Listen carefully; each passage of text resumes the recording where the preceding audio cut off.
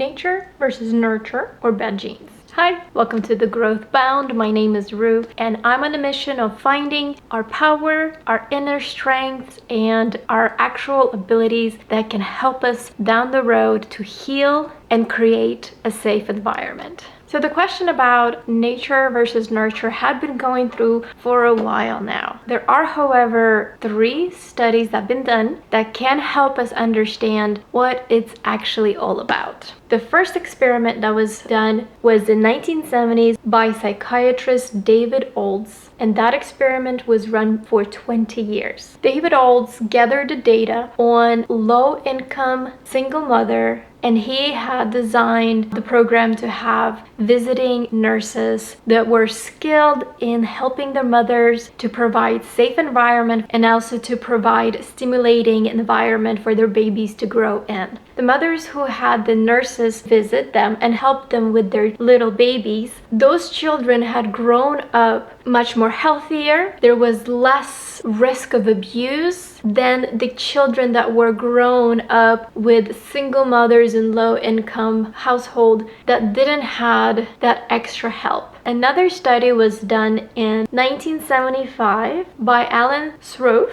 and his colleagues. That experiment and data gathering was done for 20 years. They looked at 180 children. They followed through over the years with those kids to find out how the environment affected the child growth and what the child has grown up to become. After gathering all that data, they have found out that it is not nature. It is actually nurture. The parent and child relationship is very important. When a child is raised in a loving environment by loving parents, they found out that the parents help their infants to learn to regulate themselves. They also had a higher level of security. Now, the children that were raised by erratic parents, those infants didn't develop the proper attunement to regulate themselves. And so they were always on the verge of losing control of their emotions. Half of those kids grew up into adolescence with mental health problems, which then further pushed those children away from society, which meant that these children were much more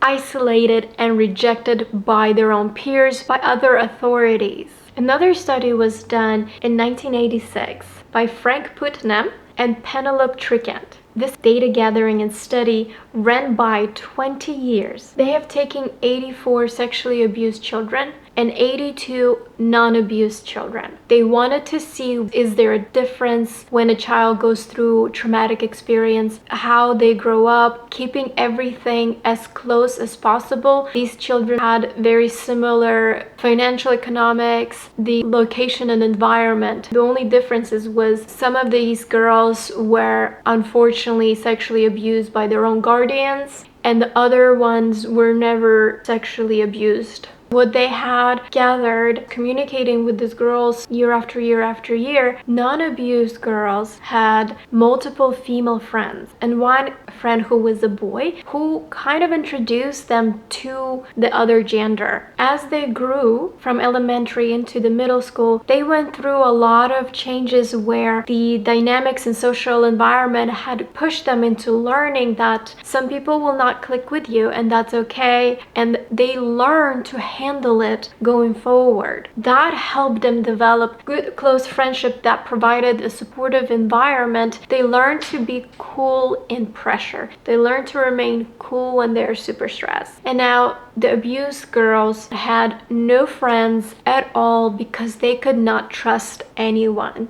And because they couldn't create that social bonding at an early age with their peers, they haven't learned to deal with social cues and deal with social environment. As they grow, they also matured, or I would say sexually developed much earlier than the girls that weren't abused. These girls had a lot of mental health issues, cognitive deficits, depression, dissociation. They had higher rate of obesity They had way more major illnesses. They suffered abnormalities of stress hormones and also had multiple unrelated psychiatric diagnoses. They found that these girls tend to either overreact or just go completely numb. And these girls had hard time articulating what they want and what they need. These girls also had hard time thinking through of how to protect themselves and not putting themselves in an environment that can bring danger. These two groups were asked to share about something very painful that occurred to them in the past year. At the beginning, when they were still around 11 years old, both groups showed distress and expressed what was going on. 3 years later, the non-abused girls again were distressed and expressed what occurred. However, the abused girls unfortunately went completely numb and they just shut down. What it does, it makes us forget who we are. And because we shut down, we no longer can feel good things in our life. And this also shuts down our understanding what is danger. Saying that we are victims or just diagnosing us doesn't help at all. Because in truth, we're not quite the victims because we make the choice to be in such bad environment, to make such bad choices. Before I healed, I done a lot of bad choices. And at that time, I did see myself as a victim, blaming other people for the bad things that were occurring in my life. After going through healing steps and in the process of healing, I realized that in truth, it was my choices. At one point in my life, I make my own choices and I have no one else to blame but myself. I had to learn to take responsibility for my own actions and learn to make better choices. All these 3 studies had actually proven that it is all about the environment. The environment that we grow up in affects us. Yes, we might have a different temperaments, but we still are way more affected by our environments than our own little personalities. I had friends who had different temperaments from me, and even though we were still a little bit different, in a negative environment that we grew up caused us to make bad choices and put us all in this victim mentality,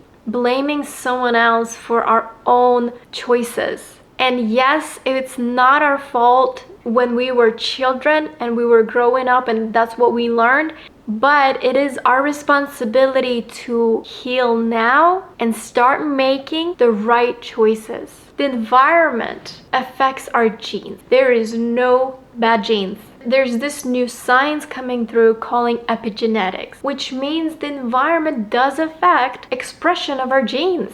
Bad environment in our childhood affects us in 3 folds. They're a passive pattern of dysregularity. As we grow up, we haven't learned how to regulate well, so the genes that are expressing in our system are not helping us to become more regulated. It brings us problems with concentration and attention. How many of you have seen children that cannot really sit still and concentrate on one thing? And then you wonder, why is that? Well, think of this. Being raised in a really erratic family where they would be safe at one point and then hurtful at the other point, these children learn to be on guard. And you cannot concentrate on one thing when you're constantly on guard. You gotta be able to jump around to watch things, to make sure you're safe. And also children raised in bad environment have hard time getting along with themselves and others. Those children that are raised in bad environment would tend to hate themselves, be very upset with themselves, and they would have hard time communicating and creating friendship and connection with other people.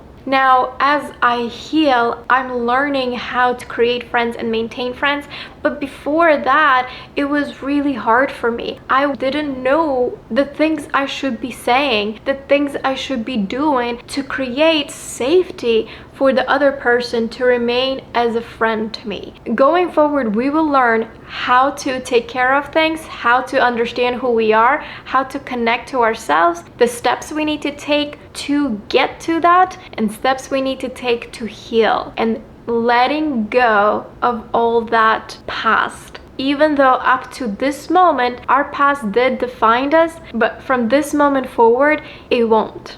We will be able to define ourselves. So stay tuned with me, like this video, subscribe so I can keep on growing, and sharing this video will help overall getting as many people to hear it so this information is shared and spread. I think it's the time for us to start to learn to heal, supporting each other, growing, connecting, and bringing the world peace that we all know we're capable of having. And thank you so much for joining me on the next chapter of The Body Keeps the Score.